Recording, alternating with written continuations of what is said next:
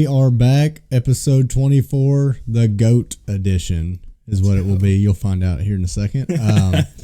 We're going to, this week's overview, we're just going to catch y'all up. It's been about 3 years since we sat at this table, it feels like. But forever, man.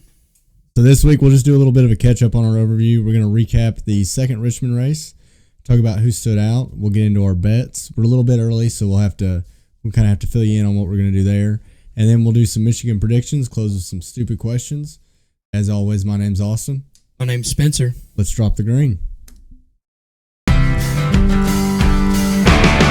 been a long time gone since the truth's been told, and I've seen my own. Hey, cut us low. Come on, save my soul with a bar guitar and a honky tonk crowd. And we are back. Like we said, it's been a little while, but getting right back into it. Hopefully I wasn't screaming there. Yeah, you kind of were again. We got a little bit of a rhythm to get back into, but I think we'll be okay. Let's just jump right into it because I don't know how far we're going to take this, but This is one I've been really waiting for. A little bit of the reason we're kind of doing this on a weird day and why we didn't go last week. I'm traveling a lot for work, but episode 24, this was the whole reason when I did the dedications, why I wanted to do it was to get to something like this. To this number. I missed 5 for Larson. Yep. But I was going to be here for episode 24. So obviously, if you can't tell by the car in front, and we'll put the car on the screen too, this is going to be the Jeff Gordon edition. So I am late 20s, I'll just say I'm 28. So you don't have to guess out there. But as most kids, I grew up a huge Jeff Gordon fan. So my family was Earnhardt Gordon, like pretty much split. Later on, we got some different drivers too, but that was the classic NASCAR family, right? You're either an Earnhardt fan or a Gordon fan. Yeah. Had the whole Jeff Gordon room, had the cutouts, had all the cars, the posters, and all that. So I grew up pretty obsessed. So I didn't take a whole lot of notes, to be honest. A lot of this is going to be off the top of my head. So I might mess up a little bit, but I knew if I made notes, we would be here. Yeah. We'd be here till tomorrow. If it's wrong, tell them in the comments. Shout out to JD for helping us out. So and if I'm wrong, I'll probably go home and cry about it because I feel like I should know everything. But you should. We're gonna get right into it. So Jeff Gordon, born in Vallejo, California. I'm pretty sure that's right. Vallejo. So kind of the Bay Area, not too far in I'm sure it's a little bit far, but not too far from where Kyle Larson is from. Kind of that outside, Elk Grove. Kind of that outside of the Bay Area. So he grew up there. His stepdad was a huge race fan. Okay. And got Jeff into racing. So he started out, we've talked about this before, in BMX bikes. Yes. So he's another one of those guys that, kind of see if they get the bug. A lot cheaper to buy a bicycle than a race car. Yeah. So obviously loved it. Got straight into a quarter midget at 5 years old. Dominated. 5 years old, yep. Which now is not too crazy, right? And kind of the theme of what you're going to see here is there's a lot of things that in Jeff Gordon's career that became the standard. Oh. And a lot of these parents now are like, I have the next Jeff Gordon. Okay. That's what they always say. But until Kyle Larson came on the scene. Right. Now you got the next Kyle Larson. But what's funny about Kyle Larson, we can touch on that in a second. He's got a little bit of similarity too. To Jeff here? To Jeff, yeah. So, quarter midgets is 5. I mean, he's absolutely dominating all these, whatever he can get in, right, at that young age. There's some restrictions on when you can get into a sprint car. And Jeff's stepdad had him in a 410 sprint car at like 12 years old, right? Because he was like, if we're doing this, we're doing it. I mean, you're going to learn, you're going to get that, because they wanted to get him, they saw the talent in him, get you in these cars as soon as possible. And let's get you to the big leagues. Oh my god! So and there's restrictions on that, where he can do it, what all can happen. So long story short, they end up moving the whole family to Indiana. So this would be like Jeff's early high school, maybe late middle school time frame. But they moved to Indiana just to be closer to racing. As you know, that's where all the sprint cars, the midgets, the open wheel dirt stuff. That's where it's at, is in Indiana, that Midwest area. So they ended up moving to Indiana. He starts racing World of Outlaws wins a handful of World of Outlaws features now. He's a kid, right? Yeah. Absolute kid. Wins a bunch of midgets races. I didn't write all these down just because, I mean, it's the list. You're just going to have to take my word for it. The list is insane. Like the big races he won, races at Eldora. It's a huge deal just to win an Outlaws race in general. Especially in that time when, that's especially at that age. Yeah, that age too. Yeah, and I mean, this is like the Steve Kinzer days. I mean, Sammy Swindell, the big names were out there. Not that they're not good now, but the guys that dominated back then. Yes, and he's out there winning a handful of features. So back then, racing was kind of popular, a little not as nichey almost as it is now. And there was this program on ESPN called Thursday Night Thunder, and so they would kind of put on Thursday nights they'd put a race on, whether that's a Outlaws race or like a midgets race, a lot of stuff around the Indiana and the Midwest though. But it was a full on, imagine getting on ESPN. There's a random dirt race on. That would be sweet. Kind of like Flow is now. Like Flow, yeah. Yeah. And side story, that's a big reason why the SRX series that last season when they had ESPN, that's why they went to Thursday. Because to bring back that nostalgia, that Thursday Night Thunder. So Jeff was huge on Thursday Night Thunder. And I mean, you got to think this is also like Flow. After you win, they're sticking a microphone in your face and people are seeing this kid. Yeah. And he's winning every Thursday. Every Thursday, this kid's winning. I mean, beating grown-ass adults.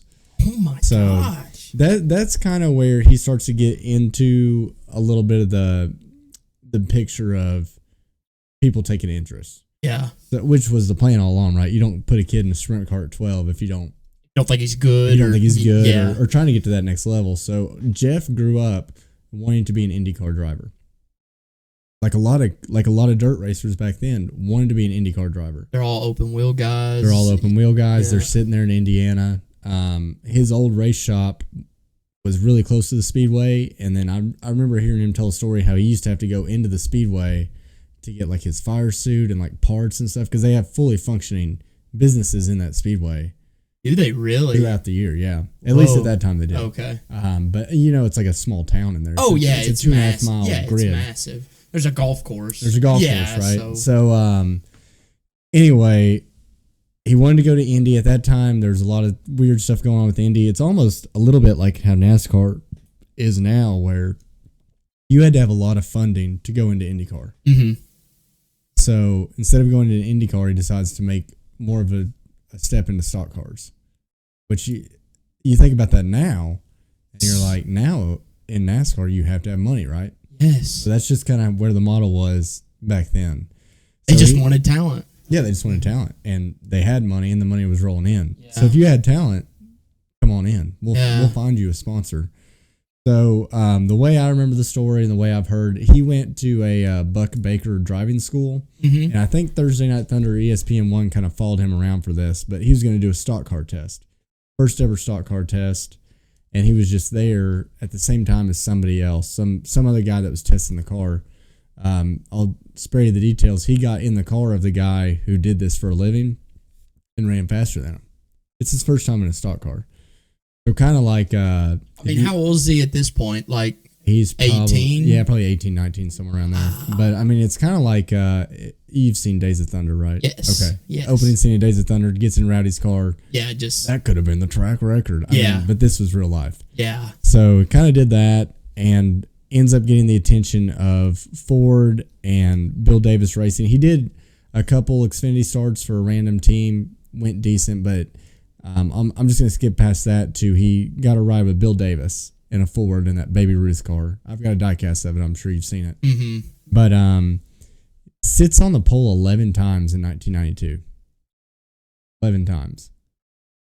So kind of the plan was Bill Davis is going to go cup racing. Jeff Gordon's a Ford guy. We're going to build this program around him. We talked a little bit about it on the, what was that?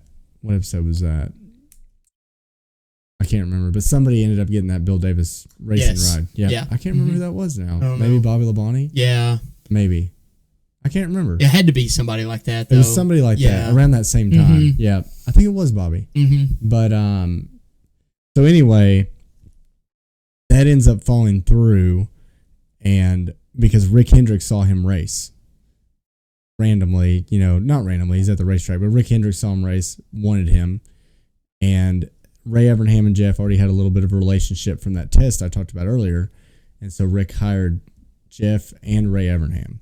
Wow. Deadly combination, right? Kind of like your Jimmy, Chad, and your Kyle and Cliff. Yeah. This is the original duo, right? Your Kevin and Rod. Yeah, your Kevin and Rodney, all that. So they end up going cup racing in 93 full-time, but in 1992, that was Jeff's first race. So the last race of the year, it used to be at Atlanta every year. Mm-hmm. In 1992, Jeff Gordon made his cup debut. It was Richard Petty's last race, which I just always think is such a crazy. That is crazy. And then 1992 was the same year we had that big, there's like 4 or 5 guys eligible to win the championship. But off natural points, right? Whoa. And that's when Alan Kowicki won it.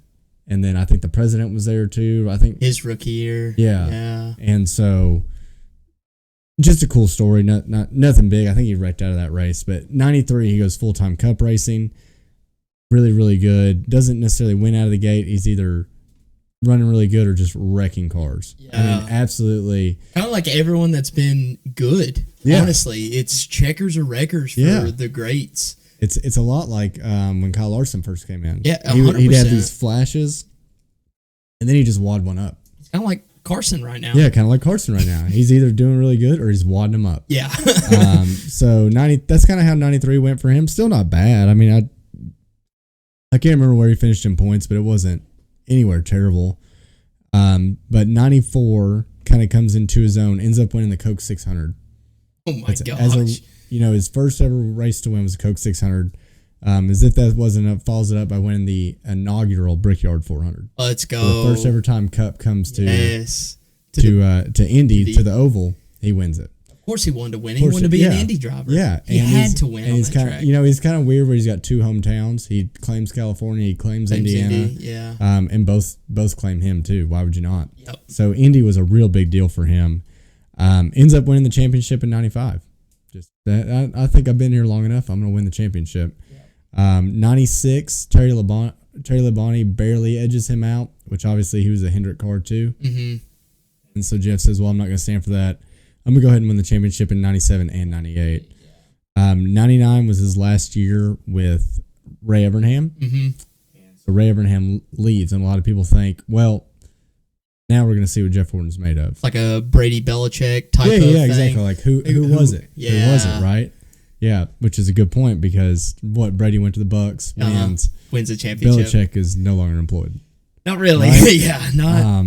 Or he's not having the quick success that Tom had. Yeah. I thought he got fired for some reason. No, sir. Is Belichick still there? Yes, sir. Are you sure? I'm 100%. No way. Well, I swear I thought they fired him. No. No way. All right. I'm glad you're here. Yeah. But anyway, 2001, obviously the year Dale died at the beginning of the season, he ends up winning the championship without Ray Evernham. So that was kind of his, proving grounds. Unfortunately, 2002 was Jimmy Johnson's rookie year. We have Jeff Gordon to blame for Jimmy Johnson. So Jimmy Johnson was in the Xfinity Series. And Jeff Gordon was like, I like this kid. I can tell he's got talent. Rick, let's sign him. Rick's like, I don't know. And Jeff said, well, I'll be a 50% partner in the team. So the whole time the 48 was out there, probably still now, which who knows what Jeff owns. He probably owns 80% of the company. Who knows? But back he's going to own it one day. Right. But back then, that 48 car with Jimmy in it was 50% Rick, 50% Jeff by the contract or whatever. You know what I mean? It's still an HMS car. Yeah. But Jeff was responsible for that. So Jeff was ultimately responsible for his own demise. Almost. Not that he wasn't good, but I mean, Jimmy Johnson won 7 championships. Won 5 in a row? 5 in a row. Yeah. Yeah. But Jeff never won another championship after 01. Now, if you do a deep dive on YouTube, you'll see the people that are like, if we still had the Winston Cup format, Jeff Gordon would be a 7-time champion. I don't even like to think about that. Whatever. Yeah. It'll keep me up at night, but... So I didn't really get it. I know you got some stats there. The only thing I want to say, let's start with paint schemes. So he had the Rainbow Warrior car, which this is a throwback to that, but it's the same scheme. It's iconic. Before the rainbow was like a political thing. Yeah, it was a Jeff Gordon. Was. So that's what I think of when I see the rainbow. 2001, actually, the year Dale died, is when he switched to this scheme. That to me, that scheme is cool. The Rainbow Warrior. Yeah. This scheme is this is the best scheme. My whole room was like this. Like blue with flames everywhere. I used to draw flames on everything. That scheme maybe is the most iconic scheme in all of Cup Series to me. For sure, yeah. And I didn't even get to watch him race, but you could take away the number, you could take away DuPont, and you could just have like the oval there, no words on it or anything, and you would know that that's Jeff Gordon. Yeah. You would know. Yeah, it just pops too. Yeah. I mean, that blue, red, and yellow. I don't know, it just like screams my childhood to me. But not that I don't want to make this sound like after 01 he wasn't shit. He was definitely so good. Definitely won a lot of races. Format changed up. It's happened to a lot of drivers, but looking through it, I think he only had 3 years maybe that he was winless. Now he did have some back problems later on in his career. He raced till he was about mid 40s, maybe early 40s. Competition got better, cars got different, but he was very adaptable. You got to think he won all the way up till the end, right? So you got to think about the people he was waxing their ass in 94 to waxing people's ass in 2015. Yeah. It's pretty crazy. It is. Just real quick before I let you just blow our minds with stats. 2015, he announced it was his last year. Did the whole farewell, just like Kevin just did. Mm-hmm. Was blessed by this format. So 2015 in Martinsville, that was the race that Matt Kenseth just destroyed Joey Logano. Yes. And then Jeff Gordon won the race. Mm-hmm. And he's got the best interview afterwards, front stretch interview. He's like, we're going to Homestead. We're going to Homestead. His last race, he was in the Final Four. That's awesome. And had a chance, had a chance to get number 5. Real quick, we'll just go straight into stats. We didn't even get into how he carried the sport on his back, more or less. Was on Saturday Night Live. Yeah. Every commercial. It's and that's what I kind of wanted to go into is like, I personally, as you know, I didn't get to really see Jeff Gordon race as a fan per se, but just more of a sports fan at the time, not a fan of NASCAR. You would see highlights of him, but you knew his name. Yeah. He was in rap lyrics. Yeah, exactly. He was everywhere. Yeah, he was one of the things that when you're so good at a sport, he's up there with Dale Sr., Jeff, and probably Jimmy. Those are the 3 guys that if you were to ask someone on the street that had never seen a NASCAR race, they could probably name one of those 3 people, and he's one of them. Yeah, if not the first of the name. I mean, it's kind of one of those things where he was one of the original superstars. Yes, and exactly. Everybody. He hasn't raced in almost 10 years. Yeah. And everybody still knows the name Jeff Gordon. 100%. And so, like you said, to carry the sport on your back, to know that you got to almost hold yourself to a higher standard and do what you're capable of week in and week out is incredible. So he started 805 races in his career. Crazy. He finished top 10 in 477 of those races. That's a 59.3%. Oh my God. So out of 10 races, Jeff was finishing top 10 in 6 of them. If you look at it like that, of course. He finished top 5 325 times. 40% of the races he ran, he finished top 5. He won 93, and so I wanted to get a percentage. Which is insane, which I think is 3rd all time. Is it 3rd all time? Could be. Yeah. I'm sorry, I got to answer this real quick. No, you're good. You might have to make a break. All right, we took a short break. We're back. Sorry about that. So he had 93 wins in the Cup Series. 3rd all time, I think is what you said. And so if you do that again by percentage, that's 11% of the races he ran. Win rate. Which is insane. That's, 1 out of 10. Which I've heard some guys be like, if your win rate, in any racing career is like 4 or 5%, you're killing it. Yeah, he's double that. Yeah, it's just wild. I mean, and like you said, and even me, I don't necessarily remember his championship in 01. Definitely don't remember 98. Definitely don't remember 97.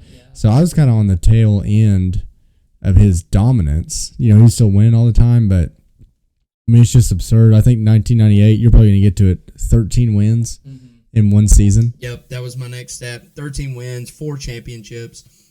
A crazy stat that we kind of looked at, talking about his dominance. He won in 95, the championship. 96, he barely got beat. Won 10 races.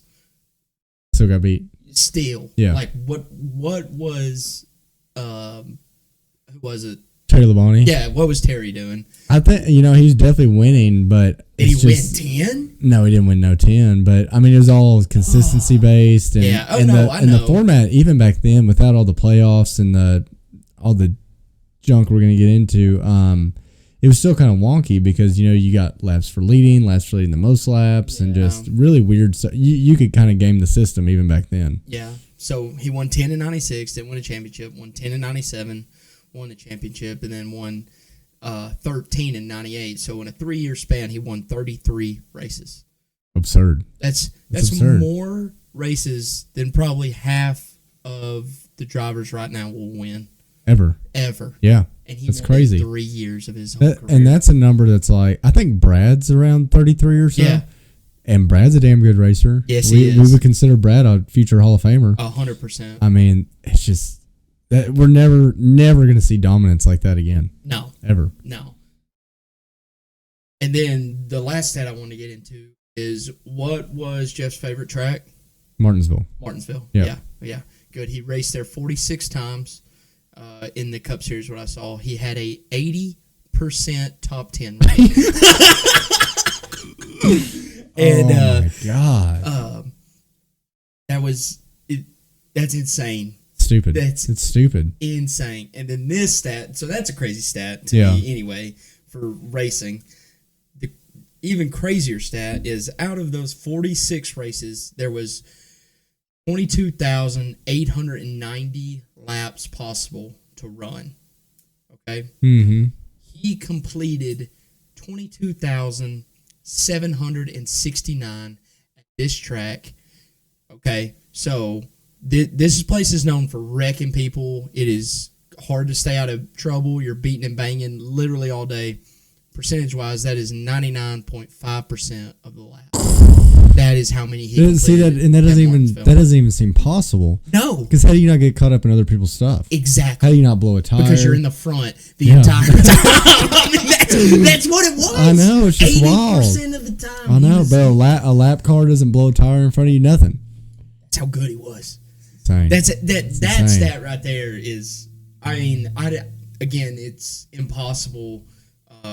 I mean, it's not impossible, but please, someone find me something better than that. Over 46 races that he started, he finished 99.5% of the laps. Yeah, which I think the only person that would be close to that is because Jimmy was really good at Martinsville too, but also Jimmy kind of probably had stats like that at one time, and then the years 2018 through 2020 happened. Yeah. Well, that's his fault. Yeah, he tanked them all. Yeah. But I know he was also really good at Darlington. I think he had similar win count at Darlington, maybe around 9 or so. Mm-hmm. Was never, I just know this from personal experience, was never good at Texas. Really? You know, I grew up going to Texas. Yeah, he never won. He won finally. I want to say he got his, this either happened at Texas or Phoenix. Those are two tracks it took him forever to win at. And it was either Texas or Phoenix that he got his 76th win, which is how many Dale got. Yeah. And he had a black number 3 flag and drove around that. It's the coolest picture ever. That is. Because, you know, they had a ton of respect for each other. Yes. I can sit here and jabber all day about Jeff Gordon, but just a few more things. So now he's in kind of a competition role at HMS. More than likely going to take that over, I would think, one day. I mean, at least daily operations. Yeah, if he's not already. Exactly, if he's not already. Minimum. But I think it's so cool. And I kind of alluded to this earlier. So, you know, he did the whole California to Indiana thing. Mm-hmm. A lot of people have done that. Yeah. Same thing. So they're kids. They're really good in California. And they're like, okay, time to go to Indiana. Kyle Larson. Yep. His parents when he was maybe 16 or 17, could have even been 18, I'm not sure. His parents shipped him off to Indiana by himself. Said, No way. "You're the next Jeff Gordon." Oh my god. You know what I mean? And, Yeah. and you can go back and look. There's a lot of these California kids now. Some obviously never made it, but that's kind of been the path now. Yeah. It's like California sprint cars, do good, go to Indiana, make a name for yourself, See what you can do. see what you can do. So, Kyle Larson grew up a huge Jeff Gordon and Tony Stewart fan, and it kind of shows. Yeah. Honestly. No, I mean Jeff Gordon's a legend. He'll always be a legend. Oh, I'm sorry. I remember, not to cut you off. No. Before you close it out, I was going to ask you, what is a bigger deal to you, the 93 Cup wins or the 4 championships? And what, and further, just because I really want to get in the rabbit hole here, is it more, like, compare him to a Jimmy Johnson, right? Yeah. I think he's at 85, 86 Cup wins, but 7 championships. I'm always on board with the Cup wins. Okay. I'm glad you said that. But I think that shows from the talks that we've had before about championships. You know, Yeah. they do kind of mean something. They're meaning less and less every year. Exactly, and like you said earlier, we'll get into that. Yeah. But it's just one of those things. You have to win races, and technically, now the way the format is, you can only win one. Yeah. And win the whole thing. And win the whole thing. Or you don't even have to win at all, and you could still win if we had a Ross situation like last year. Yeah. I mean, you could just not win a race all year, like you said, win a championship, like Austin Dillon did in Xfinity. Yes. Yeah. So. Perfect segue. Yeah. we had to get off this. Yeah, no. Hopefully we did that justice. I mean, I could talk about the guy forever. No, he's absolutely awesome guy, great driver. We'll never see another Jeff Gordon. I'm sorry. The only bad thing I'll say about Jeff, and I know he's still a working man, and he's super busy with what he does, but I would love to hear more from him. You know what I mean? Yeah. Like, of course, and I know this is just kind of from my time a little bit, but we hear from Junior all the time because he's got a podcast. We get to hear from Kevin all the time. Again, a podcast, but just something that we could hear from the great, because I know he has so much wisdom. He does. That he could, and I know he's in a position with Hendrick. He's probably up there, kind of like Junior is. Like when Junior says something, people NASCAR listen. Yeah. If he was to say something, I feel like he's one of the only people right now that if they were to come out against like something happened yesterday, or just any type of anything NASCAR, if he was to say something about it, it would hold probably the most weight possible right now. Yeah, and I'll follow that criticism and say I think he's a little too polished right now. And he used to be very outspoken. He used to speak his mind. I mean, he had a whole rivalry with Jimmy, his teammate. It was in the media like, the 48 is pissing me off, and they never talk like that anymore. But now he's just so polished, like prim and proper. Yeah. So that's my only criticism of him. But like I said, 4-time champion, 93 Cup wins. There will never be another Jeff Gordon. Jeff Gordon watched so Kyle Larson could run. That's right, the GOAT. We'll end it there. So we'll get back into our scheduled programming here. Yep. This week's overview, like I said, we're just going to do a little bit of catch up. We won't go too long. Really, what we missed was the Indy. We didn't do that. It's been a couple weeks, so we'll just go off what we know. The finish, right? It was a fuel mileage race, turned into a green, white, checkered. Was it 2 green? It was 2 green, white, checkers, right? Because they didn't know. No, it was only 1. Was it only they 1? Didn't call a caution for Ryan. Could have been 2. They ended the race under caution. I know, but I thought there was 2 because at first, like Denny, because like remember Denny was like, I have enough for this one, and then the second one he pulled in and pitted, and that's when Brad didn't. I swear there was 2. Maybe so. Either way, dude, it's been forever. It's been 3 years. Yeah. So either way, it's not a NASCAR race without a green, white, checkered, I guess. And clearly, everyone's running low on fuel. Last restart, Brad, who is on fumes. He had to be on fumes before they even... Like, I don't think he was going to finish that green, white, checkered. If there was 2, which I think you are right, if there were 2, he wasn't going to finish the one they were on. Yeah. Like there was no way he was finishing the one they're on unless he had the Joey Logano fuel lines Right, that yeah, we don't yeah. know about. Smokey Eunuch made his car. Yeah. So either come into the last green, white, checkered, and Brad, by the grace of God, runs out of fuel right at pit entrance. He knew. So it probably sputtered. Yep. He's a classy enough guy that he's like, I'm not going to bottleneck this. So he pulls off. Kyle Larson immediately pulls up. So that is the rule. That is the rule. That is the yes. rule. Not a surprise rule, because before that happened, Cliff Daniels is telling Kyle Larson, take the inside, because A, if he sputters, you can get around him. 2, or B, whatever the hell I said first, if he runs out, we get to move up a lane. Yes. So props to Cliff Daniels. 100%. That race was won by Cliff right there in that decision. Right in that decision. And you can't tell me otherwise, because we can listen to his radio transmission, and he is on the radio asking the NASCAR officials about the rule. He was like, if Brad does not make this restart, what does Kyle get to do? Yeah. And and Blaney got to choose first. Yep. So that's on Jonathan Hassler. Yes. Blaney's crew chief. They we never see it, but second place can line up right behind them. They all get to choose, right? So so Larson pulls up, Blaney's pitching a fit. Yes. And then we can talk about, I think, because I don't have a stupid question this week, but what we talked about earlier, I think that'd be a good one. Yeah.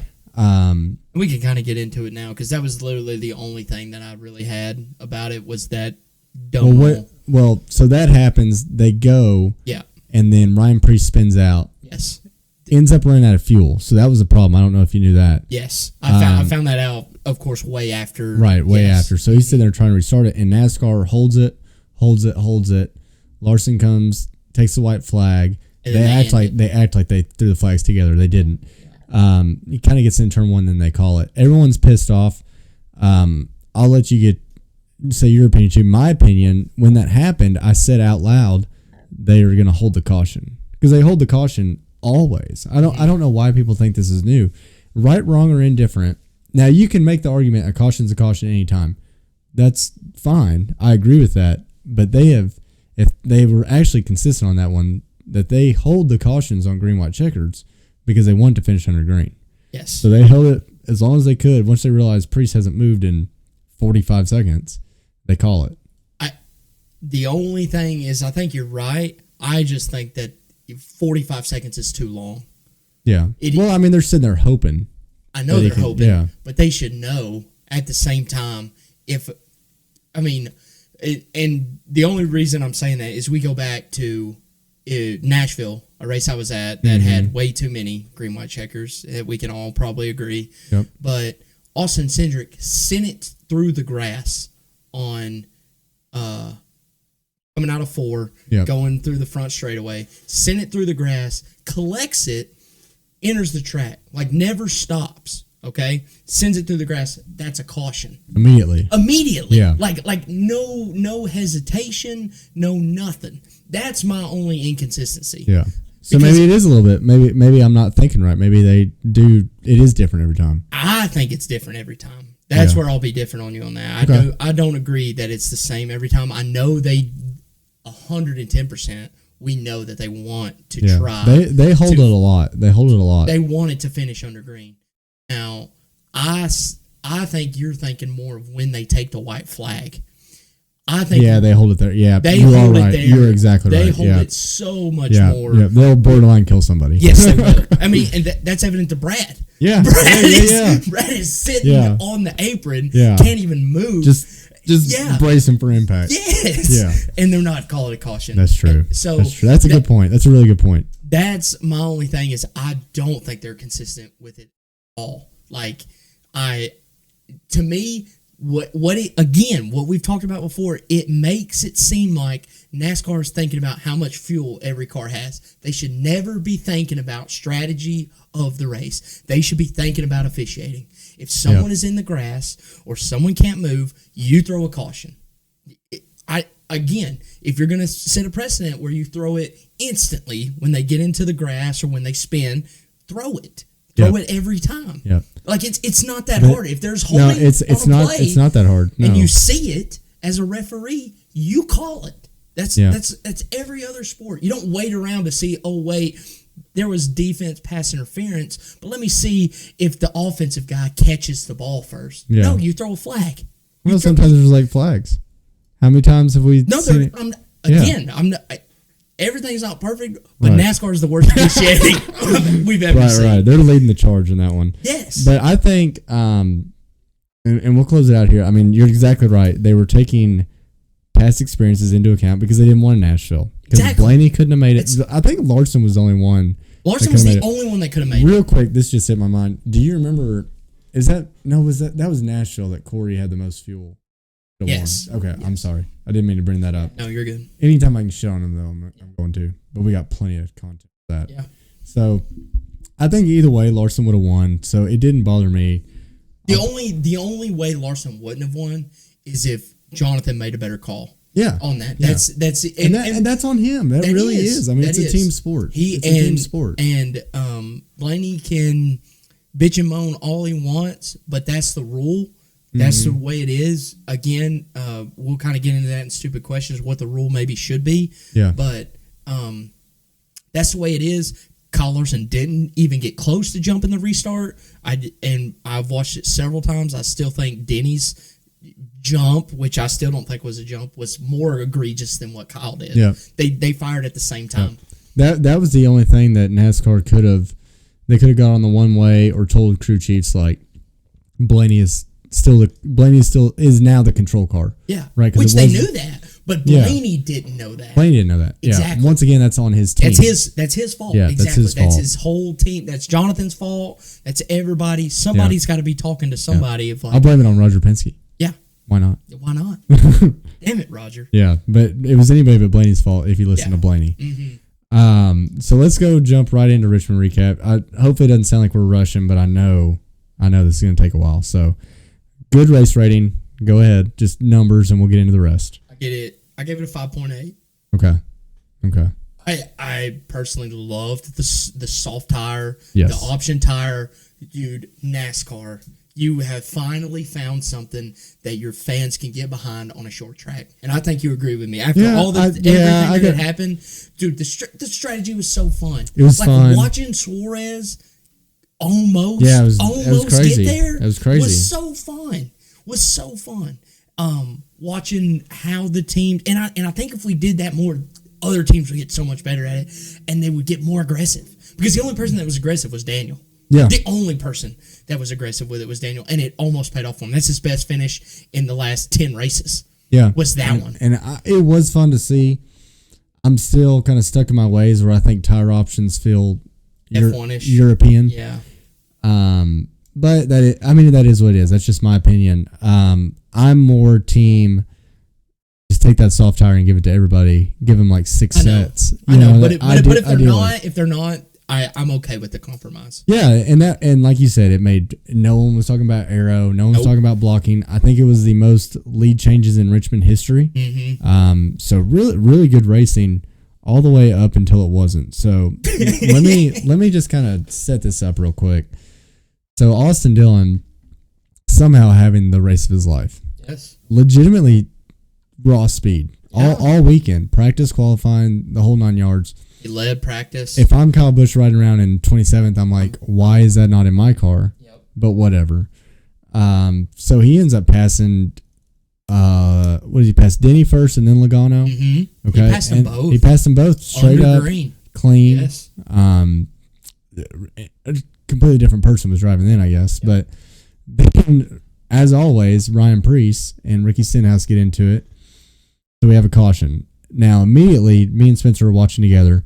Me and Spencer are like, okay, not only is Austin Dillon a terrible restarter, he hasn't restarted from the front in ever. Like it's probably been 2007. I don't know. It's been a long time. He's never started he's never won the pole, has he? Yeah, he's definitely won a pole for. Really? But I'm saying like he's never been in a late race restart at the front like that. No. It's been years. Less than a handful of times. Yeah, it's been years too. Yeah. So we knew he would absolutely get ate up by Logano, one of the best in the game. So sure enough, Logano gets ahead. White flag lap, turn 1 and 2. You see Austin Dillon just dive it in there. Yes. But he didn't get there. And you're like, okay. In my mind, being naive, I'm like, okay, that was his shot.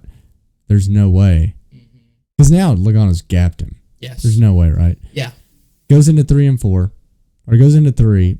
Listening to his post-race interview, evidently he grabbed 5th gear. No. Grabbed 5th gear. Rams Logano.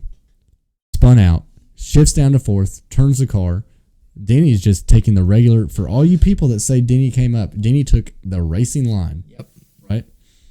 Dylan comes down, sees Denny, hard left. And we've seen... If you're on Twitter, you've seen the SMT data. It's Hard rough. left. It's rough. Hard left. Yeah. Right rear's Denny. Denny's been right reared twice now. And that hit doesn't really look that hard unless you really look at the replay. I mean, all 4 wheels came off the ground. Oh, yeah. It's Hard. Flat hit. Yeah. Straight in the wall. Austin Dillon wins. Not only does he win, burns the mofo down, which I'm one of those people that like, and we've seen it happen before. If you win and there's some kind of controversy or you get into somebody, even if it's on accident, you kind of just don't do a burnout. And I'll play devil's advocate right here. For him, minimum he should have done a little one. No, I'm saying in my if I've never won like that, or the last race I won was Daytona. Nobody's won like that. Exactly. It's no, insane. 100%. Yeah. But I'm just saying, like, I don't fault him for doing a burnout, is what I'm saying. I do fault him for, like you said, burning it down. Yeah. It was ridiculous. Acting like he now if he finished that race under green, like it was supposed to. Blow the engine. Yes. Dude. 100%. And we're all sitting here eating crow. Yep. I mean, he was that guy. And again, that's one of the times that he did have the fastest car. He did. He had the fastest car. And he capitalized But on guess it. what? A lot of these guys have the fastest car every single week, and guess what? They don't win. Right. That doesn't mean just because the one week that you guys decided to show up with speed that you get to just absolutely kill everyone in the field to win a race. And I mean, how many times have we seen Denny? I mean, I can think of 3 or 4 times already this year where Denny's been leading, late race restart, and he loses the race. Yes. And he's like, yeah, this sucks. But you know what he doesn't do? That. Play bumper cars. Yep. And I mean, it was so egregious. And just off your point, so like you said, he had the fastest car all day. It was his race to lose. And then he lost it. Yep. So everyone keeps saying, they're like, oh, well, what's being overshadowed by Austin Dillon's actions is that he actually had the fastest car all day and drove a really good race. And I'm like, well, yeah, you know what gets overshadowed? That O.J. Simpson was a really good football player. Yes. Because he murdered people. Yeah. You know what I mean? You don't just get to be like, oh, well, yeah, he did this really bad thing. But do you remember that he also had 1 million rushing yards? Like, no, we don't give a shit. No, we don't. He tainted it. Yeah. He tainted it. Like, I could care less that he was dominant all day because he threw it out the window. Yeah. So Austin Dillon is not only a terrorist, but O.J. Simpson in my mind. Yeah.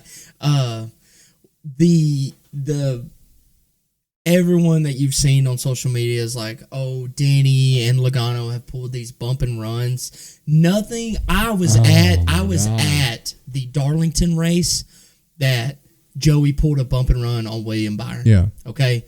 I can tell you, he was within 2 car lengths going into the corner. Okay. Yeah.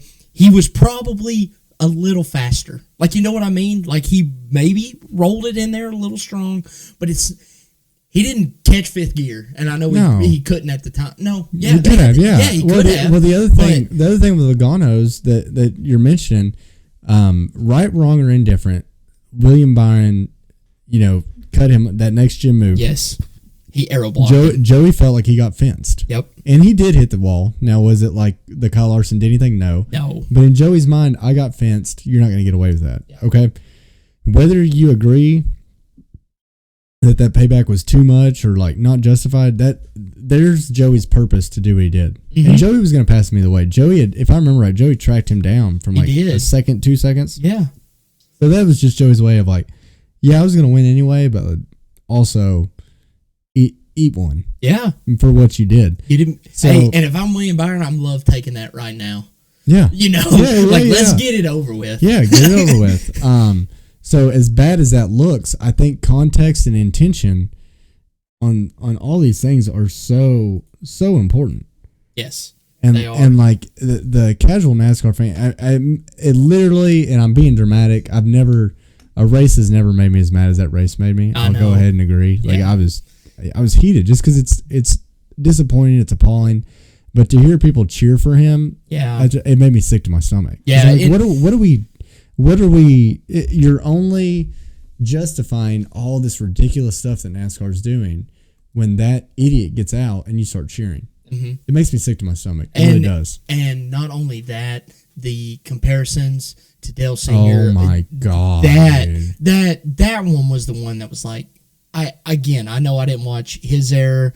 I didn't. I've seen all of Austin Dillon's error, and he was sucky. He's still be sucky. Yeah. But at the same time, there is a difference between a Carson Hocevar or Ross Chastain or a Ryan Newman that literally gets this title, and nothing like the Intimidator. Again, right. I'm not saying that, but gets this culture or this vibe around them that you are not going to pass them without being bumped a little bit. Yeah. You are going to get something. Austin Dillon has done nothing to earn that title. No, he was 32nd in points yesterday. I know. And so, to me, to trot that out that, the old three used to do this. What? That literally means nothing. Nothing. It doesn't matter if it happened at Richmond. It doesn't matter. And that was the only time that Dale Wright reared somebody. Yeah. It was he never did it again. That was like the 80s. Yes. You know what I mean? And even when Dale wrecked Terry Labonte at Bristol, like everyone knows that, right? I mean, Bristol has a picture of it up in the Coliseum. He got booed out of that place. Yeah. I mean, that's how intelligent NASCAR fans were back then. They're like, I don't care if I have a 3 on my hat. That was ridiculous. Yeah. You don't do that. And people act like Dale, kind of get on a tangent here. I mean, Dale has been dead for 24 years, 24 years now. So there's so many people. I mean, I watched him growing up, but like not a lot. You know what I mean? I was 5 years old. Now I watch a lot of old stuff. Like I'm a nerd about it. You know what I mean? So I have a pretty good idea of who Dale was and what he wasn't. But now you have all these people that they know Dale from like the memes, the clips. Like there's a myth. Like at this point, Dale Earnhardt is a mythological creature. He really is. In these people's minds, and they have no idea. No. They have no idea who he was, what he stood for, or how he did things. And I can tell you, not only would Dale Earnhardt have not wrecked 2 people on the last lap, I can't think of any other Cup driver that could do that and look themselves in the mirror, much less burn it down, thank God, and hold your baby. Yeah. Yeah. No, Joey got it exactly right. I mean, he did. The only other thing I'll say about the whole situation is, and I know Joey was frustrated, but did you see the video of Joey's in-car camera when he came by? Yeah. That's too far. Why is there babies on a hot pit road? 100%. Again, yeah, I'm playing devil's advocate. I'm biased. I know, I'll say that, but I'm gonna try to bring it down. You don't do that shit. You don't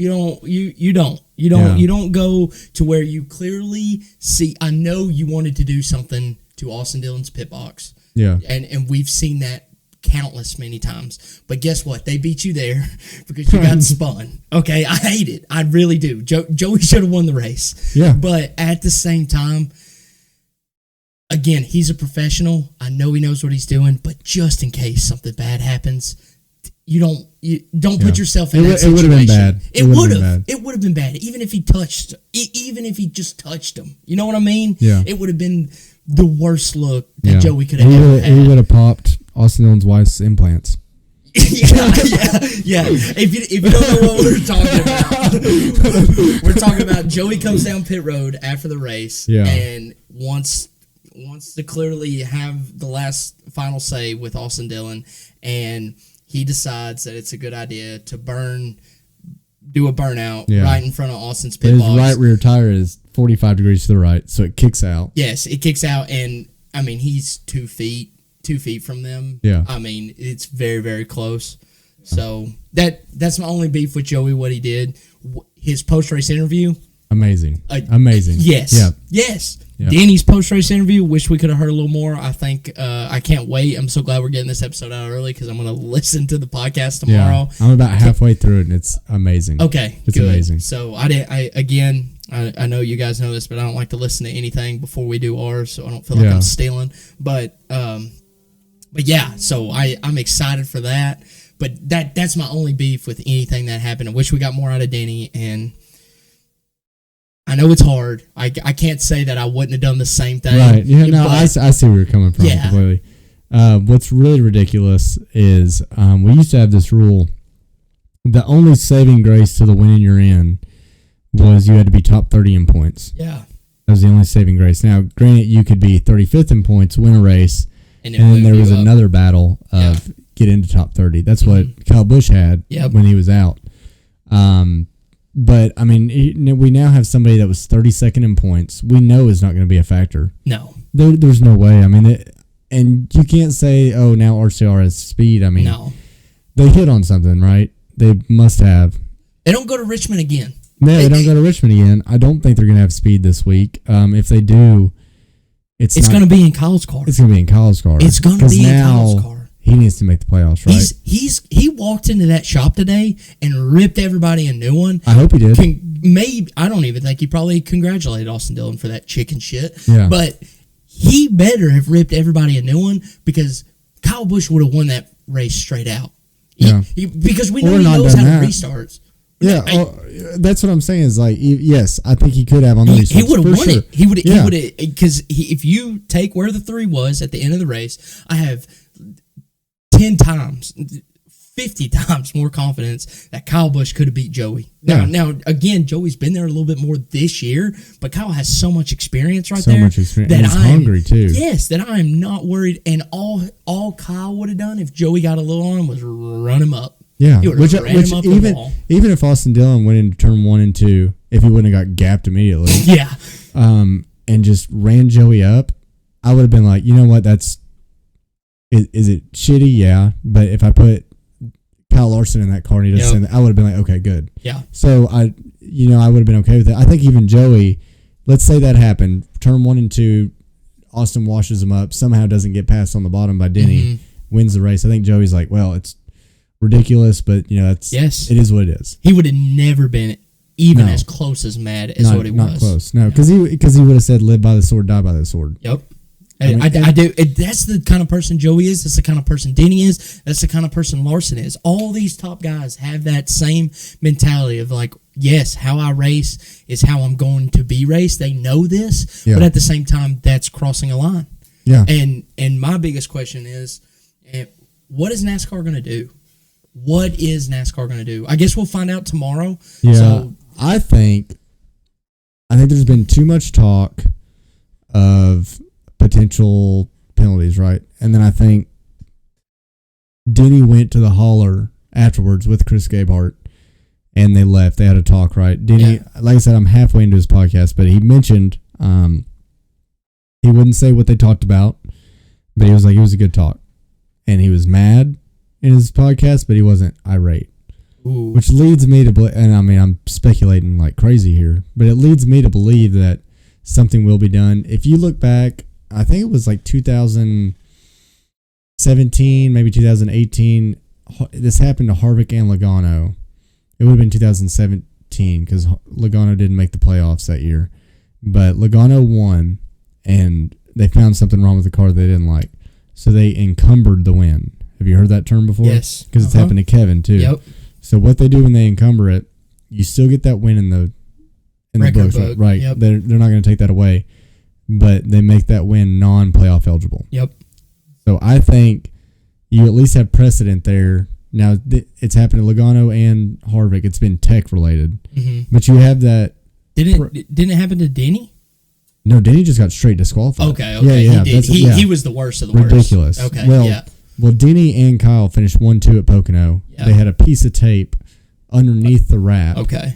That did nothing. Now, obviously, it did something, but not enough. Yeah. Not enough.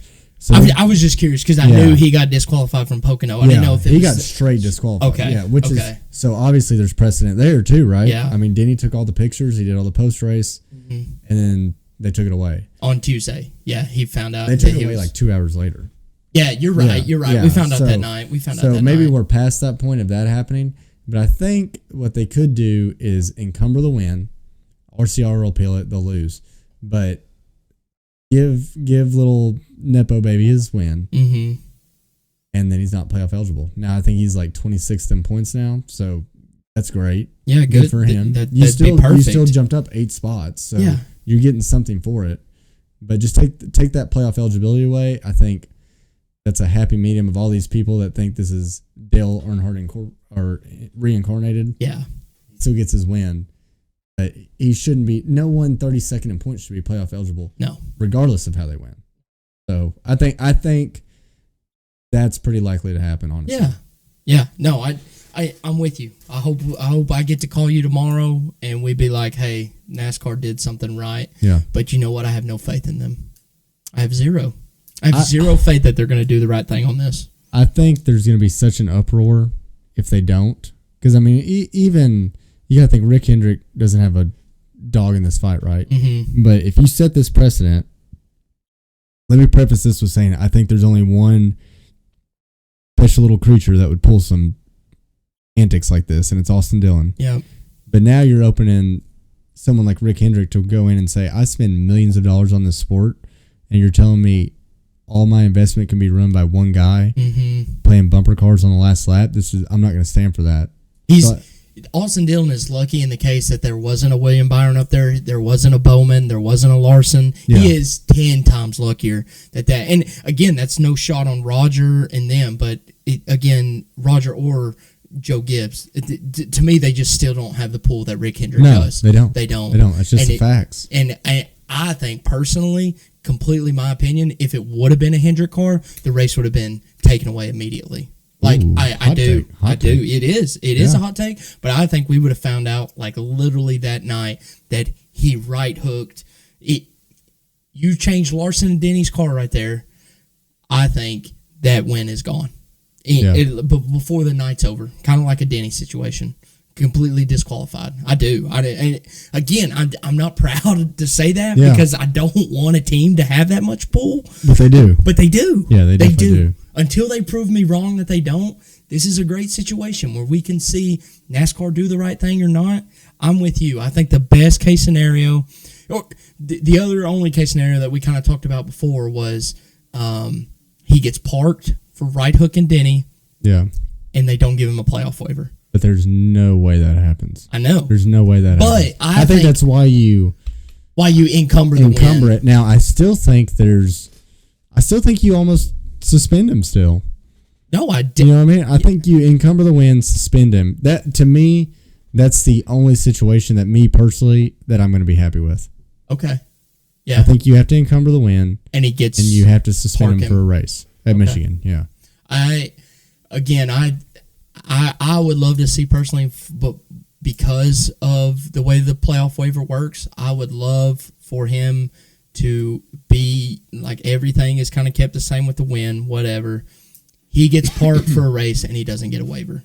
I love that. I think that shows precedent to NASCAR. Like, we are not giving these waivers out to anyone. And again, we know, we've talked about it. They're giving them out like free candy in a white van, picking up children at the park. Okay? For sure. That's what they're doing. No, I agree. And this would be a perfect opportunity to go, hey, we see what you did there. Your playoff is gone, and you get parked. I think that's the best. I think that's perfect. I agree. But if I'm RCR and you do that to me, I'm walking to the appeals court going, here's the list of drivers. No, yes. And it gets overturned immediately. Okay. And then we have no progress. You're right. I would love I'm not shitting on your idea at all. I know. Because I think that's what I just want to happen. I think that's exactly how you draw a line in the sand. Yes. Okay, now. You have to. This, again, no matter what happens, but NASCAR needs to come out and finally draw that line. Like I saw a dude today, it was on a TikTok, and he was like, we don't know where the line is. Is the line 3 cars? Like maybe you only take out, if you take out 2, you're good. But if the third one's where the line is, we have no idea where the line is. And I understand NASCAR has shown the only consistency is inconsistency. Yeah. But finally, put your foot down on something and go, you cannot do this. You cannot. We don't want the truck guys seeing this. We don't want the Xfinity guys seeing this. What is that to stop Riley Hurt from coming in and doing that same stuff? If he puts himself in a situation next year when he's probably going to be in a cup ride somewhere, doing that same thing. Again, to me, this is all going to come down to how NASCAR rules this whole thing. And so I think it can be a big turning point almost for our sport, or it can bring up a lot of bad stuff. And I don't think anyone else would sink to that level, but it's just going to make those guys look back at this incident and go, if Carson puts himself in that situation, and I don't think he would ever right rear someone. I'm not saying that. I mean, he has, but. But yeah, he has. He did bad. Yeah. But at the same time, what I'm just trying to say is that the less young guys that you can see that can see them not get away with this, the better. Nope, I agree. The better. I agree. And I mean, I think, like you said, something has to be done. Yes. Unfortunately, we don't know just yet, but I mean, I think something will be done, honestly. I really do. Let's get into standouts. Corey LaJoie, I guess he showed up yesterday. I did see him on the TV a lot. He got lapped about 5 times. Yeah, dude. That was absolutely insane. Carson Hocevar got his 3rd top 10 on a non-drafting track of the year. Yeah. Corey LaJoie in his whole career has 0 on non-drafting tracks. So, absolutely insane. Zane Smith, I think they finally got him a good car. You're not going to talk about it? We haven't got to talk about it. Corey's gone. Oh, I was getting there. Oh, okay. No, that's okay. Okay, I'm so sorry. I didn't mean to steal your thunder. As excited as you. Okay. So yeah, and what's weird about this, and when they first made that Rodney Childers announcement, you remember I texted you, and I was like, "That's weird. They only said the 7 car," but then Corey was like, made that quote tweet. Yeah. So obviously Corey didn't know what was up. No. But there was something to that, and it makes sense now. You know, if you're going to spend all this money, God knows how much Rodney Childers is getting paid. Probably more than Corey LaJoie. Yes. He better. Yeah, he better. And so they bring in Rodney. They've got a bunch of backing. There's I don't know if you've heard the rumors that Andretti is going to buy in. Yep. So obviously, if you're doing all that, you got 2. Rodney has a lot of friends. A lot of friends. And a good resume. You've got Carson, who's more than fine. Obviously, if not overperforming, just performing probably where those cars should.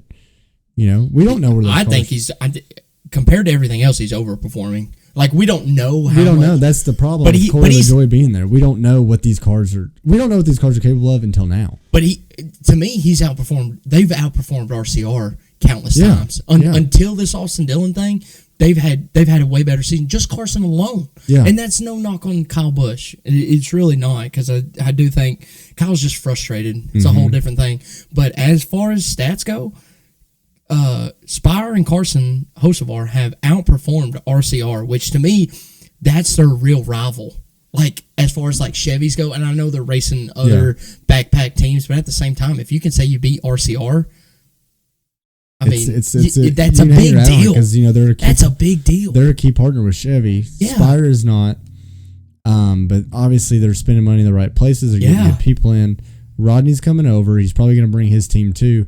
Corey wasn't in those plans, and you can't blame Spire one bit, because what has Corey shown? Nothing. Absolutely nothing. And I don't know if you listened to his podcast where he. I haven't. That's on tomorrow's thing too. Dude, it's so hilarious. I mean, he just real quick. There's a lot of excuses. He does take a little bit of responsibility, but just the excuses are hilarious. Yeah. He tries to talk about how good he was the whole time, as if they're gonna call him and be like, you know what, we're sorry. Yeah.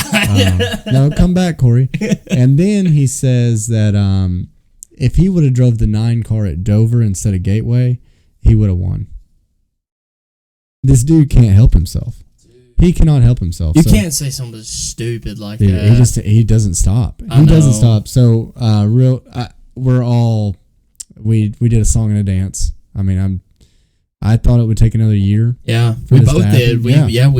We kind of did see the writing on the wall. Yeah. We both did, but we were definitely off on the timeline. And you know what? I'm happy about it. I'm happy. Ding dong, the witch is dead. I'm happy for Rodney the most. Yeah. because yeah.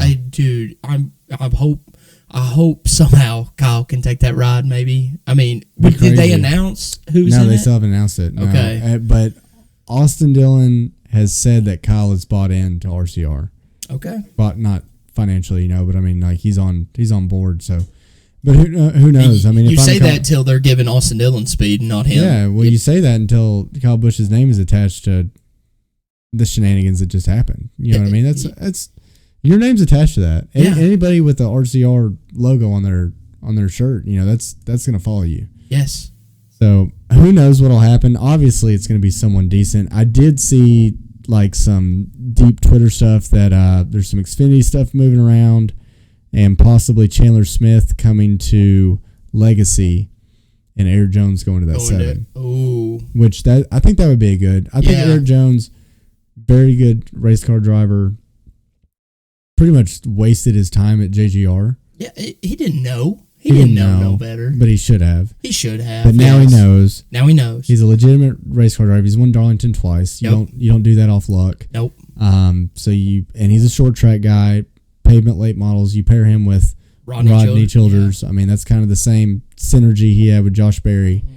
Mm-hmm. It could be something. It really could be something. Yeah. I'm with you. That's who I think will be in the 7. I don't know. I mean, Kyle Busch would be amazing. I think that would be the biggest story of the year. It would be, but I'm just basing that off of he has plenty of dealings with Spire. Yeah, him and Spire have to be decently tight. Like, he sold the truck. Yeah, no, that's what I'm saying. And then they kept him on as a consultant. Yeah, so I don't think it's out of the realm, like you said. But see, they'll have to any words that come from Austin Dillon, I'm not buying. No, it's a great point. Yeah, but Spire, it's like I know they have money, but you're talking about having to buy him out of a contract. Because Kyle is signed in the next year. You just spent God knows how much on Childers. Yeah. And you did have some sponsors leave with Corey. Yeah. Maybe not. I think if you bring in someone like Kyle, you're not gonna have to worry. I think Zone comes with him. That's a good point. I think there is no reason that Kyle can't bring sponsors with him, and you just fill that seat. I honestly. I could see, you're right, maybe their cash flow is a little low right now for how much they have to pay out if they would have to buy Kyle out of his contract. I could see Kyle writing his own check to buy himself out of his contract, you know what I mean? And again, I think that's how frustrated he is. To me, it would be crazy. He's in a bad situation at RCR, right? Yeah. But RCR is a key partner with Chevy. Until they're not, though. There's no way, dude. That's RCR. That's Dale Earnhardt's team. I mean, I'm with you, but then they wouldn't make Jimmy Johnson one. Yeah, but I mean, Richard Childress has been in this forever. I mean, I'm sure that was a hard decision. I don't think Chevy made that decision in a split second. No. I'm not saying they did. I don't think they ever leave RCR. Okay. I don't think they do. You think they leave Hendrick before they leave RCR? No, I don't think they leave either one. Okay. Now, let me say where you might be right. Once Austin Dillon's running that team and running it into the ground, it's a lot easier to leave Austin Dillon than it is Richard Childress. Yeah. I think. Yeah, I think Chevy feels indebted to Richard. Yeah. As much as Richard should be indebted to Chevy. Yeah. Just with all the success they've had. Mm-hmm. But I don't see that happening. Okay. I'm just guessing. Yeah. I have zero clue. I can't wait. I can't wait to find out. But, and then the other thing is, I saw Front Row was going to make an announcement today. I don't know if they made that or not. I didn't see anything crazy. I'll double check. Take me into the playoff bubble. Yeah. So the playoff bubble is getting tight, if you haven't noticed. 23, Bubba Wallace is up by 3, so I think he's the 16th spot, right? And then looking out, you have the 17 and the 1 by 3. So to me, the biggest hurt guys, besides, of course, Joey and Denny on this thing, was Ross and Christopher Buescher. And even Bubba, I know he's in right now, but still that hurt Bubba too. Yeah. But and we talked about this literally right after the race, is those guys have been racing, maybe not Ross necessarily, but Bubba and Chris Buescher have made these right decisions. Ross has just kind of had bad luck. I will say that. I mean, it's been bad luck. He has not had things go his way. But then again, he's also been caught back in the scrubs. So you can't do that week in and week out and then hope to get lucky. But those guys have proven that they have. Bubba by far has proven that he's had speed. And to see someone like Austin Dillon win just has to irk you a little bit, knowing, especially Christopher Buescher, who has been so close. Well, Chris Buescher could have pulled an Austin Dillon and wrecked Kyle Larson at Kansas. Yeah, he could have. And I mean, and I don't think something like this is going to make Chris Buescher change his morals or his code. It's but not. It's still frustrating at the same time. It's like, why is this allowed? Yeah, but that's definitely heating up. For Ross, they've got to find something. I mean, he ended up having a good finish, but still, he's got to beat both those guys every single week now. I don't think they have the speed. I don't think that's on Ross. I don't think they have the speed. Daniel doesn't have speed. Daniel had a decent race because of the option tires. Good on him. But if it wasn't for that Atlanta race, I think Daniel would probably be like 19th, 20th in points. I mean, he doesn't run good at all. No, he doesn't. But you're right on the speed. They don't have the speed. But I do think, and me being biased, I do think Ross has that grit, and we've seen that grit. He does, yeah. He's a Kevin. He will outperform that car every week. And I think, again, it's not turned his way a little bit, but he will get a decent finish. But they've got to start stacking them. And so yesterday was a good stepping stone, but it just sucks when still Bubba finishes one spot in front of you, and that's the guy you have to beat. But it is, and I know you're a Ross fan, so it's a little bit different for you. But as someone who, I like all those guys. I don't cheer for them solely, but they're all finishing around each other. No, they are. We're about to have a really good battle. Yes, and I mean it's definitely going to come down to who has an issue first. Because then the other two are they're ready to pounce. And what's so funny is I think, and again, maybe this is me being biased, so you tell me, but if Ross can stay out of trouble with wrecking, I think Chris Buescher and Bubba are the ones that have an issue, because we've seen the Toyotas have some crazy problems here lately, especially blowing engines. Now, granted, 2311 hasn't had this issue, but Joe Gibbs has had it bad. So, and then we've also seen just not necessarily the Brad and Buescher having problems, but we've just seen them. I think they're kind of in that. Buescher was not as fast as he was last year. Nope, not even close. Not even close. So, I think if Bubba has a problem, it's going to come down to them two. That's why I'm still holding out hope. But at the same time, they've been better than him pretty much the latter part of the year. I mean, just this back half, they've whooped him up and down. And again, I don't think it's personally Ross's fault necessarily, but to me, you got to have speed.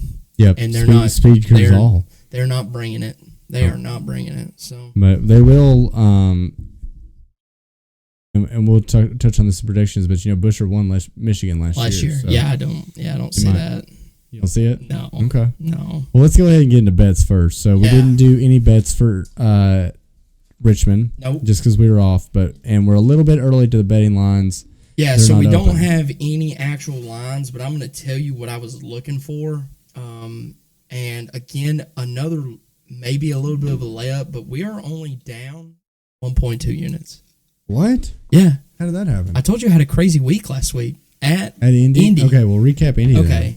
Indy, I did not know that. Yeah, Indy, I hit Kyle Larson top Chevy because he won. Wow. Yeah, plus 150. And I also hit Blaney top 3. He finished third. That got us all that way up? Yeah, that got us. We were only down. I mean, I've had a little bit of a run. We were going into Indy. We were down 6.2 units. And we hit Larson. We missed on Joey and Bowman. But we made 6 whole units, and then we bet another unit on Joey and Bowman, like 1 unit for a half a unit each. Yeah. So one full unit. Yeah. So we won Damn, 5 all right. units. So Okay. we're only down 1.2 units. You're like Ryan Blaney. You're getting hot at the end. I'm getting hot. Stay with me right here. Hey, I regular told season you, doesn't matter. I told you it was going to be a long year. It is a long year, yeah. And I heard the rumblings. Y'all were doubting me when I got to 11, Yeah. and now I'm on a run. But so Kyle Larson, top Chevy, 1 unit. I know. I don't know what the odds are going to be on that, but at Indy it was plus 150. Wow. I don't see it being any better than that. If anything, I see it maybe being a little worse. I'm hoping it's right at 150 again because it seems like a steal. If Seems it's like free money. if it's in the minus, be cautious. I will say, just because we know Larson. If he's running second, he will do anything that he possibly can to win. Yeah. You know, the next Chevy could be in the 8th. That's all Yeah. I'm saying. Is like you have to be cautious with betting on Larson. But so that's my first one. But I'm hoping to get that around plus 150 again. So we're gonna run that back. Too good. Next one is Blaney top 5 or top 3, depending on the odds there. He's really good here. The Fords have always been good here. Mm-hmm. I see no reason why Blaney should not. I mean, he's at Indy where they're good at these bigger tracks. I think he's going to be just fine. I think he could win the whole thing. Honestly, I wouldn't be surprised if he did. But so I'm hoping top 3. If it's around 250, 275, you nab that up. Top 5 is probably going to be around 100, 150. I think you shy away from that one. Okay. But somewhere in there. So a full unit on Blaney, top 3 is kind of what I'm banking on.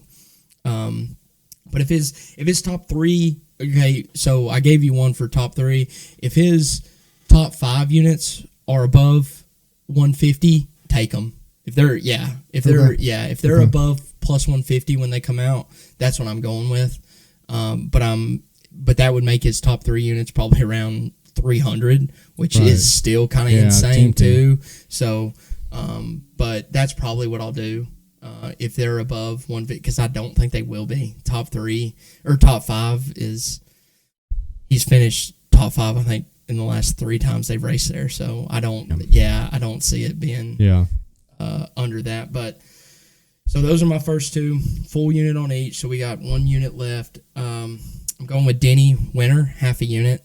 That's probably going to be at somewhere plus 500, plus 550 is what I'm hoping. I hate that, by the way. I understand that. The Fords have been fast. And then the last one I have is kind of an either or. This would be that kind of odds-based one that I would normally do. But it's going to be a Busher top 10. And that's literally going to be if his odds are plus. Which with the stats wise and the struggles they had, it should be. Probably a sneaky one. It would be. Won't be on it. It's going to be like where we've kind of hit some of these Bowmans. It's going to be like at a plus 100, plus 150, kind of in that range. Is if you can see that, nab that up. I think he has performed so well here. He won last year. I think he's going to do very well. But if they're minus, I'm not touching that personally, just because we haven't seen that out of him. I don't want to take that risk. And so the either or on that is going to be Larson winner. I mean, I hate that too. You really think it's going to be a Ford? It has to be. Because it's Michigan? I really wanted to put it on. I'll tell you why in a minute. I really wanted to put it on Blaney, but I don't know, man. Denny has the best finishes, average finishes at Michigan. Denny does. Okay. Denny is finished. So Blaney's been doing it longer than anybody too, and one of the best cars. Talk to me. I'm just saying. Look at a Busher, right? Yeah. Hasn't had a competitive car until the past 2 years. Yeah. So his average finish there is going to be terrible. Dog shit. Yeah. Right. Brad had bad years when RFK started. Yeah, but we're not. I'm not. You Blaney's think it's going to be Busher again? You think it's going to be a Ford? I don't know. I would have put. Joey. I don't. Joey. No. It's Joey. I don't make the bet, so I'm not saying I know. Let me preface that. You're still the pet guy. I would have put all 3 units winning manufacturer Ford. Oh, yeah, that's fair. That may not be a bad one to look at, but so I think that's going to be minus 100. I really do. I think that's going to be so. Maybe it could be. Has Ford ever been minus though? This whole year? Mm-hmm. This whole year? Some of them have. Not Ford. That's what I'm saying. Chevy has. Yeah, but not Ford. But then, okay, we'll look at it. I'll take a look at it. I'll take a look at it, and I'll probably make some kind of Instagram post. We'll maybe post the odds on certain things. But let me just tell you something. And this was in my predictions, and we can jump into that. Did you know Ford has won every race here since 2017? Oof. Do you know who the last non-Ford to win was? Who? Kyle Larson in the 42 car. Wow. Kyle Larson in the 42 car. When's the last time in your memory you can remember Kyle Larson driving the 42 car? Oh, God. Target car? Yeah. Yeah. That's what I'm saying. That's how it's been and this even includes when they were, because now we just go to Michigan once, right? Yeah, this is when they were going to Michigan twice. Yeah, but you say that, and then how does that change though? How does that change? I don't know how that changes. But this is the week of change because Austin Dillon just won a race. Okay. I mean, maybe, but I think Brad Keselowski finally wins his home track. Whoa! I really do. If you had to, if I had to pick, I'd pick Brad. Wins. Yeah. Wow. You know what? I may go another half unit just because his odds are going to be plus 1,800. Oh yeah. They're not going to think that, but I mean, this is like. Brad has every year he like puts it on Twitter. He has like 3 goals, and it's like obviously win a championship. Who doesn't put that? Win the Daytona 500. Win Michigan. Wow, it's that big of a deal to him. I mean, he's from Michigan. I feel like last year was a shot, and Chris Buescher won. Maybe. Yeah. But Brad's been the better RFK car. He has this year, but they still hadn't won. Or he did win. He won Darlington. He did win. I mean, if you could win Darlington. You're right. I don't know, man. I think Ford definitely is going to win. Okay. I think. I'm with you. So, again, I'll do an update when the odds come out. Yeah. They should come out tomorrow. But we'll do an update, and if I don't like any, I'll at least do something on Instagram to update everybody on what we're doing. And they might be onto it too. I mean, they know this stuff better than we do. They're definitely running numbers. It might be minus 300 on Ford, and then I wouldn't take it, obviously. Yeah, because I mean that's what's your upside there? 0. Nothing. Yeah, because then if a Ford wins, you're out a ton of money. yeah, for no reason. For no reason. Yeah. So, but as you know, well aware. Yeah. But yeah, so Michigan's a 2-mile track. Mm-hmm. It used to be the fastest track they went to. Yeah. They used to go. I remember vividly, and maybe I'm crazy, but I remember vividly seeing 226. Like when they do the little ticker in the car, it's like 226. That's insane. They don't touch that anymore, but they still go fast. A lot more on throttle time now. Yeah. But it used to be real slick, and I mean, you were way off throttle, down to like 150, 160 in the corners, and then like 220. I mean, just stupid. They're not doing that now. They're grabbing 4th gear and then just hammering down. Yeah, I mean it's. They're going 170 in the corners now, probably. I bet they're going 190. 190? Okay, wow. I mean, they're still getting wound up, so I would think they're probably going 190. We'll see. That's a good thing to make a note of. We'll see how fast they actually end up going. My guess is 190. 190 in the corners? That's kind of what I'm... No, not in the corners. Straightaways. You're saying straightaways? I'm saying they're going 170 in the corners. Probably. Okay. Yeah. Okay. So we're probably I see what you're saying now. I said I was comparing your corner speed. Yeah. Because as we know, if you haven't realized, these cars make more corner speed, right? But their top end speed is so much slower. Yeah. So which is actually more dangerous.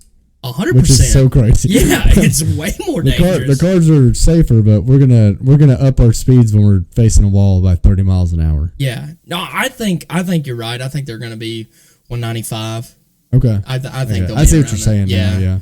But is it a fuel mileage race again? Yes. Yeah. I mean, if you listen, I listened to Denny's pod for Indy.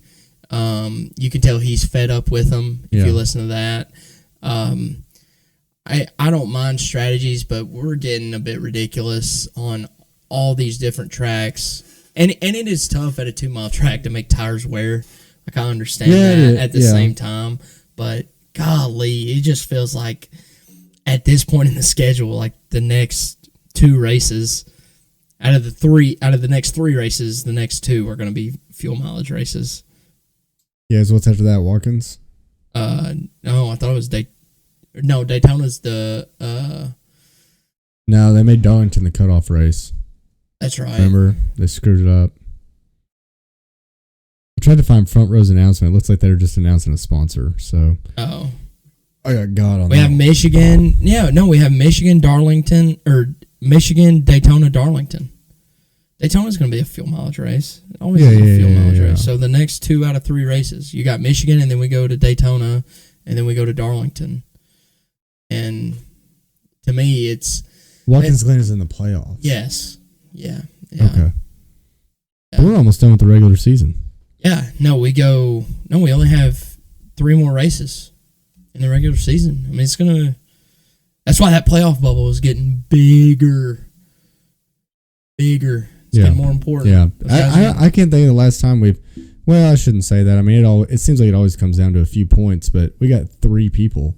Right there. That kind of, to me, deserve it. And Ty is like 1 bad race away from being right in that mix, too? Easy. Yeah, I think he's only like 48. He's 48 and points. if anybody could blow a 79-point lead to the bubble, it's Martin Truex. Yeah, dude. I mean, literally, and we didn't hit on that in the playoff bubble, but that's the problem with the Toyotas right now, that Martin and Seabell have been the bad eggs on this engine problem. And, dude, for some odd reason, Martin loves to have the worst luck possible at the worst time. Yeah. I could see him running 70 laps and blowing that thing up. Yeah. Because they're going to be... It's like Toyota doesn't know how to build an engine to shift. What I think it is, and this is just me speculating, so we've got these engines so choked down, right? Yes. You put the old components in, let them breathe, we could go 900 horsepower. So now we've got them choked down. So I think they're making all these components lighter and lighter, because the only thing they're restricting down is the air that comes in, right? Mm-hmm. So you can still make more horsepower than the people making engines next to you. Yeah. You're just restricted on how much air is coming in. So I think like their push rods, their valve springs, their valves, all that, I think they're going lighter, and lighter. And just seeing where and just trying to squeeze a little more horsepower out, and they're riding on that line. Yeah. Obviously, because they keep grenading engines. Dude, yeah. Bad. Just grenading them. Yeah. So I think that's cool. They'll never tell us what they're doing, right? Because but it would be cool to know. I would think that's the only, unless it's in the tuning maybe. Mm-hmm. And I mean, I'm kind of lost on that aspect of it, but I don't know how you could tune it to where it would grenade like that. Yeah. Without turning like insane RPMs that they'd be showing that. Like, we would all know. Mm-hmm. The people that do this for a living would tell us, well, they're running way higher RPMs or something like that. Yeah. To me, I think it's got to be engine components. I mean, I think all those, you just keep making stuff lighter and lighter and lighter, hoping to, reduce friction and get that engine to spin a little easier. That's what I think. Yeah, hoping it works out. I hope it doesn't blow up. And it's worked for a couple of them. Yeah, but when it doesn't, it doesn't. It doesn't. Yeah. So that's nuts. All right, let's close this out if you're good. I'm good, man. I know you got a stupid question. Let's hear it. Yeah, dude. So my stupid question was kind of what we touched on, and then we saved it, was the restart rule from Indy. Why does, and again, I like Kyle Larson just as much as the next guy, but why does the third place car get to pull up to the front row when one of the front row guys drop out before the restart? To me, why do they get to do that? I understand that's the rule, but why is that the rule? That's a dumb rule. Yeah, I've thought about it too, and the thing that helped me, because it's hard to wrap your head around it when it's on the front row, right? Yeah. To me, it is. Now, think about, what if Brad was running 15th and ran out of fuel? Yeah. What's the logical thing to do? Let the front lane pull up. Yeah, whatever line that is, pull let up, them pull right? up. Yes. So, but it's weird when it happens on the front row. I think in the rule book, that's how it's written, and it just so happened to be on the front row. and it looks weird. It feels weird. It feels wrong. But you got to think. Let's put Brad in 15th. He runs out of gas. Well, you're not going to leave a gap. Yeah. You can't do anything in the back of the pack. So I think what you're going to bring up is a really good idea. But I think that's the way the rule's written, and they probably had never considered what happened before. Yeah. But I know you had a really good suggestion. Yeah. So I think personally that Blaney should have got to start with no car beside of him. Larson has to stay in his third spot, almost act like a car's there. He cannot get to where Brad could be. There's like a ghost car there that he's not allowed to pass until Blaney's still the control car. That's what the rule is anyway. Blaney's the control car. When they fire off, if Larson cannot pass him Blaney cannot come down a lane until the start-finish line or the restart zone. I don't know exactly how that would work because it's completely theory-based. I don't know.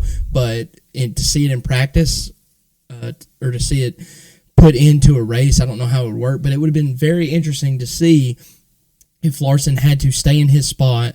Blaney could have restarted the race like normal, and then if he could have got down to the bottom, then who knows what could have happened. Yeah, I mean Blaney would have won. I think he would. I think he would have. And I know you know this already, but that's what they do in dirt racing. Yes, the Delaware Double, right? Yeah, and I hate it. Yeah, because 9 times out of 10, it's so easy to jump that restart because you're the only car there. Because you're the only car there, right? You're not playing games. Yeah, and so usually when you got someone next to you and you're playing those restart games, you can either roll them or you can even listen to them. Mm-hmm. And so it's really hard. Even if they get a jump on you, you're still right there. Now, if that guy's in front of you and he goes and you can't anticipate, right? Because you're behind him. I mean, he's gone. Yeah. So I hate it in dirt racing more and more. There's like these, like the Castrol Flow Racing Night in America, whatever they call it. Flow Racing Night in America. Yeah. They just do double file the whole time for more excitement. But like these tried and true older series, they do the Delaware Double. And it's for that exact reason you're talking. If you're the leader, they want you to have that advantage. Yeah. Because you earned it. You deserve it. Now, if you're the second place car and you can outduel a Delaware Double, then you 100% earned that. Yeah. Yeah. And again, it's probably not perfect the way the cars are set up now to where you can't pass. Yeah. So to me, you're right. The leader would have even more of an advantage. But I just think that should be maybe something that we're talking about more of something like, again, because like you said, if it happens in 15th, no one even bats an eyelash. No. Like what even happened? They don't care. But it's something about, and again, I know it was Larson. I still think it would have been with anybody that got to pull up right next. Again, we've talked about how it was on Blaney, and he didn't know the rules, sadly, or his team didn't know the rules, so he wasn't informed well. But at the same time, like it also sucked the way that Brad did it. Like the pace car was literally, he pulled off with the pace car, and then it just happened. So I don't know. I saw where Kyle Larson was going 2 miles an hour faster than Blaney was. Yeah, he rolled him. Yeah, he rolled him. Yeah, sorry you got schooled, Blaney. No, I'm not saying that it's illegal, but it's like he couldn't have rolled him if he wasn't allowed to pull up. Right. Yeah. So, I don't know. I just think it's something that maybe we should investigate at the minimum. Here's what they shouldn't do, which is what Blaney suggested. Re-rack them and let them choose again. 100. Yeah. No. Don't do that. No. And that's why Blaney was mad, because he picked the non-preferred lane, but he's still in the front row. Yes. Right. Yeah, that's all he wanted was the front row, is because he knew Brad was going to run out of gas, and he was like, "Oh, but like we talked about earlier, he should have picked behind Brad. Exactly, because he had that option. Yes, he did. So you're right. We don't see it. You make your own luck, right? You do. And we know that because Cliff was like, "Go where Brad goes." Yep. Go where Brad goes. So, that'd be interesting. I mean, that'd be something cool. We have all these at the All-Star race. Nice. Yeah, that's what I was thinking too. We have all these gimmicks there. I mean, throw a Delaware Double in the All-Star race. Yeah. And again, and I know we have kind of these weird rules in dirt racing of like when you do certain restarts and stuff like that. That may be one of them. Yeah. Maybe you Again, the more I think about it, I think the leader would have so much of an advantage the way the car is now. I don't think that would have been the case with the Gen 6 car. I don't, but I just think it would be interesting. It would be, to me, it'd be perfect to see it maybe after with 30 to go. That's what you do, or you know, even it would be really cool at like a Martinsville. Because you're not going in side by side. I feel like when they go in side by side on a restart at Martinsville, you're judging your pace off the guy next to you. Mm-hmm. But if you're alone out there, that guy behind you can really push it. Yes, he can. You know, almost like when someone's chasing someone down at a road course. Yes. You know, your brake marker is the guy in front of you. Yeah. So I think there's some racetracks where I think that'd be really, really cool to see. Mm-hmm. And maybe it's not for everywhere. Maybe it's like the option tire that we only do it at short tracks or something. But and then we put our clown noses on and change the rules every week. So no, I'm just kidding. But that it's interesting. I mean, I can see where Blaney was frustrated. But it like I said, it makes more sense when you think about it not happening on the front row. But it looks so weird on the front row. It really does. It's so weird. Yeah, it's so weird. But all right. Well, what are you watching this week? I believe I'm just watching it at home this week. Okay. I got to watch it with you last week. We had a good time yesterday. Yep. I had to buy a new TV just for Spencer. Yeah, he did. He bought it. I did it. He bought a nice one. He bought a nice one. It's so big the Wi-Fi can't run it. Pretty much. Pretty much. I told him next time if he wants to watch this race, he's got to fix the Wi-Fi. So that's the next problem he's got to fix. But it was a good time. I'll probably watch it at home. You'll be back though, won't you? Yeah, I'll be more than likely. We'll see where I might depends on where I end up Friday. I might go to Middle Tennessee at some point. Well, if you don't go there, you're welcome to come over here. And I'll return the favor. You and Brittany come over. Okay, that sounds good. We'll plan on doing that. Yeah, maybe get Colby over here for once. No chance. Yeah, no chance. No chance. But we'll invite him. Yeah, we'll invite him so he can cancel. That's right. Well, good deal, man. Well, hopefully we didn't go too long, but as I said, episode 24, the GOAT edition. That's right. So, appreciate y'all hanging around. Appreciate you waiting on us. Thank you, Spencer, for all the hard work you do, and we'll be back next week when we sweep the weekend on bets. That's right. I love it. Thank you, guys. Thank you.